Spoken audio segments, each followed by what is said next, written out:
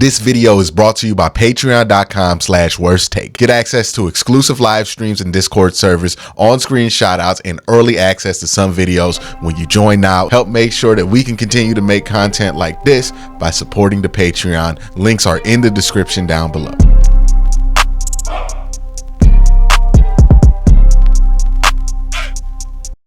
Hey, what's up, and welcome to QnA, the show where I take your questions and answer them here in video format. A ton of questions to get into, so let's just jump into it. First one from RJ, who says, is Dant Foreman really a part of the rotation or just a camp body? Will a running back potentially be added at the cutdowns? I think the plan is right now is for Dant Foreman to be part of the rotation for the Cleveland Browns. They are moving as if that it's going to be the case for them. It all hinges on how well he performs in camp, right? He's not a bad camp performance proof type player. So if he does not have a good camp, then they'll probably look to fulfill that role with somebody who's going to get cut off of somebody else's team, or use one of their late round picks in the upcoming draft to trade for somebody who might be on the fringes of somebody's roster, right? Like a Dearness Johnson. Like, I'm not saying that's going to happen or he's even going to be available, but that would be the type of guy you would look at if this doesn't work out with Dant Foreman. But yeah, I do think he's a part of the Browns' plans right now.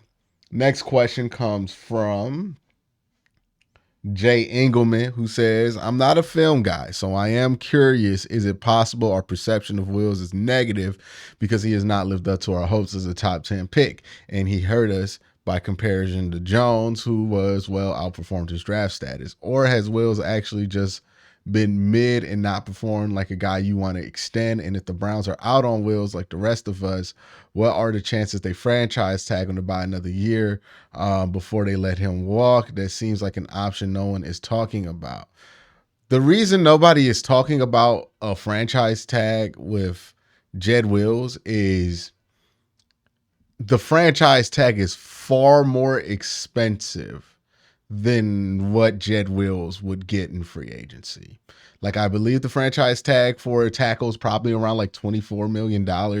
Jed Wills is a $13 to $17 million player, right? Like, if he plays well, he'll get like 17. If he plays bad, he'll get like 13. So there's really no world where he gets franchise tag level money, right? And that's what the franchise tag is for. Franchise tag is for guys who might get top dollar, but you don't know if you want to keep that player around long term. Like, honestly, Amari Cooper is somebody who fits the description of a franchise tag level player, where it's like, hey, he's good, but he's older. I don't know if I want to keep him for 4 more years, but I don't mind spending top 5-ish money to keep him around and guarantee that he's here next year.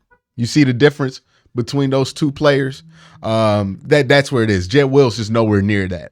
Now, is our perception of Jed skewed? Sure, right? He was a top 10 pick. He hasn't played up to that level, but I do think Jed Wills has not been a consistently great player, right? Like, I think he's been up and down. He's been inconsistent. He's just good enough to not just to be able to never be justifiably benched, but he is bad enough to be noticeable at times. So yeah, he's just a frustrating player.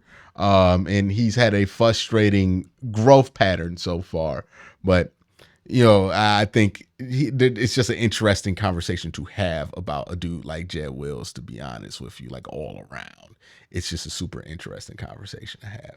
Next question comes from Rats, who says, could Jamari Thrash be the third receiver? Not hyping him up, but Elijah Moore doesn't do sidelines well and Tillman gets lost in routes. He seems to be good at scramble drills. They both have better athletic abilities, and it seems like they're going to find it. Okay. I don't think that's a bit much, right, for Jamari Thrash.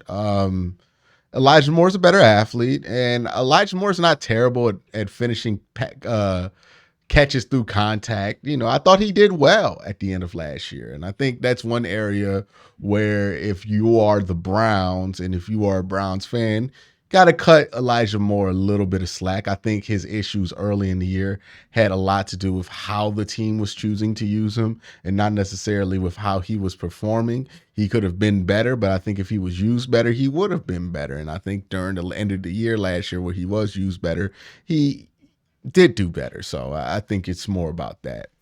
And I don't think Jamari Thrash can take that role. I think that's a bit much asking for a 5th-round rookie.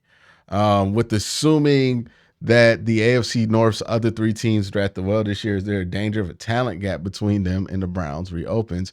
If so, how does AB strategize to close it? Well, if you're talking about a talent gap, you're talking about the 3 years that the Browns did not have a 1st-round draft pick. This is why I bring this up. The reason it was important that you got a DeJuan Jones, who's a first-round level talent last year, and the reason why getting Martin Emerson, who was a 1st-round level talent the year prior, and you hope the same can be true for Michael Hall this year. If you walk out of these 3 years of the Watson trade, and you still end up with 3 guys who you would treat extension-wise at the end of their rookie deal like a 1st-round pick, then you don't risk there being a talent gap between you and the other teams that did have 1st-round picks, right? Because it's not like getting 3 1st-round level talent players who pan out in 3 years is hard to do even when you have 1st-round picks. Like a lot of the teams that drafted in the 1st round the last 3 years did not do that. If the Browns can do that, then they're going to be in as good a position to have as talented a roster as ever, right? Or as anybody. So I don't think that's why I always kind of don't think that the Watson trade, whether it works out or not, the trade compensation that you gave up for it ended up being that big of a deal because the Browns got really lucky in some areas and drafted really well and even identified some talent really well in the draft and in free agency to be able to mitigate any damage that not having a 1st-round pick for 3 years would have done. And I think we're seeing the fruits of that labor because the Browns still have a ton of guys where you're like, hey, are they going to get extended? Right. And it doesn't seem like we're running out of talent because we didn't draft somebody in the 1st round in the last 3 years. It seems like there's still a ton of guys that we have to talk about their future with, which is a great spot. So, I don't think there's going to be a huge talent gap between the Browns as long as the Browns are willing to pay their guys and keep their guys. AC Rendauer says, now that the draft is over, are there any free agents to look at any positions to add for depth? The Browns roster is pretty locked. I mean, like maybe a tight end. And then like if the Sam linebacker competition doesn't really work out, then maybe a veteran Sam linebacker. But outside of that, and again, we're talking about a combined, like between those 2 guys, if they do sign vets there, we're talking about a combined 20 snaps maybe. So there's not a lot of space on this team for anybody to play a significant role. Next question comes from Calvin King, who says, what's your favorite victory you've experienced as a Browns fan? Did I keep that question up the whole time last time? My bad. What's your favorite victory you've experienced as a Browns fan? And also, have you had to compare Drake and Kendrick's beefs to 2 NFL teams? Who would they be? I don't know if I can compare them to 2 NFL teams. But if I had to compare the Drake-Kendrick beef to anything, it would be Myles Garrett and TJ Watt, with Myles Garrett being the Kendrick Lamar and TJ Watt being the Drake of that situation, where Myles is going to get the respect amongst his peers. Myles is universally seen as the best edge rusher in football amongst people who have to block him and amongst people who played. They tend to gravitate towards Myles. Where TJ Watt, his respect and his fandom comes from other areas, right? There are people who like his hustle. There are people who like his tenacity. There are people who respect how much output he's willing to put out there. You know what I mean? I think it's a similar thing, right? Myles is Kendrick in that situation, and TJ is Drake, right? Drake has all of the album sales records. He has the popularity and everything. And look, Miles is a very popular player too. And you could say the same thing about TJ Watt being a super popular player and having all that stuff. But when it comes down to the respect of their peers, it appears to me that Miles has more respect from his peers than TJ Watt. So if we're really getting to the heart of what that Drake Kendrick beef is about, then Miles and TJ is the perfect comp for that argument. Thank you for the question, Kyle. All right. Armand says, if Jedrick has a productive year, how much money do you think he'll command? 12 to 17 million. If he's great, 17. If he's bad, he'll still get 12 from somebody for 2 years or something like that. UK Browns fan says, do you think the Browns will predominantly use Jerry Jeudy in slot, or you think that will you look to distribute alignment snaps between Cooper, Moore, and Jeudy more evenly? So the way wide receiver is going to work, or the way wide receiver works in general with NFL teams, is that they're going to take snaps at different spots, right? In some packages, in some plays, in some concepts, you're looking to get somebody to run a specific route.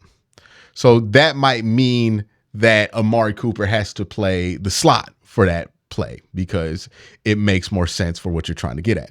Basically, what I'm trying to say is wide receiver has 3 starting positions: the X, the Z, the slot.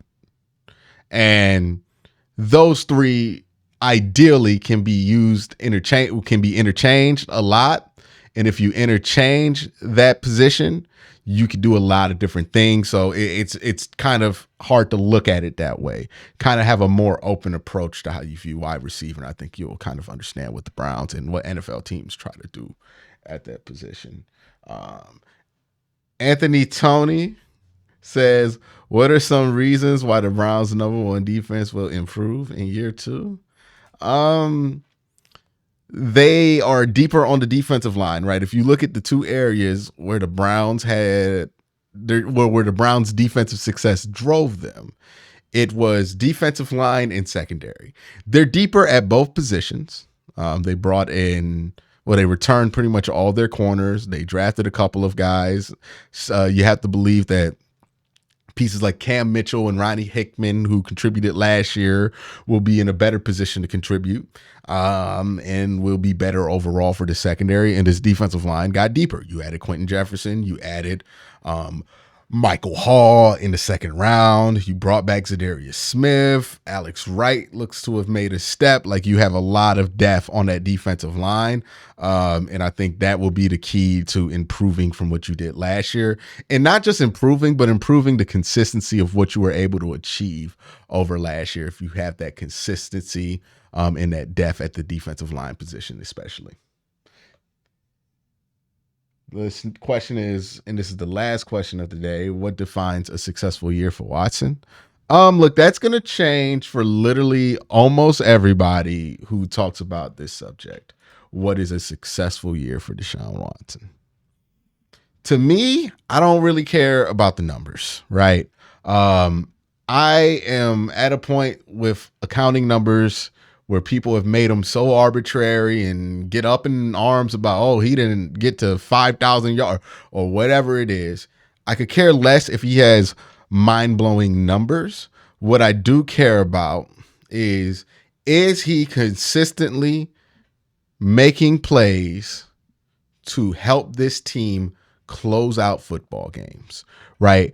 Deshaun Watson is going to be asked to occasionally start the team, but really what we want Deshaun Watson to do at a high level is close games, right? I think that's one of the things he did really well in 2023. When he was out there, the Browns had a double-digit lead. He knew how to close that game, and the Browns would close that game. That's what Deshaun Watson needs to be. Whatever the stats reflect from that, or whatever the stats reflect from that. But I need him to be a top tier closer. That's how the Browns are going to get where they want to get to. But that's going to be it for Q&A. Y'all have a great day. Have an even better night. Peace.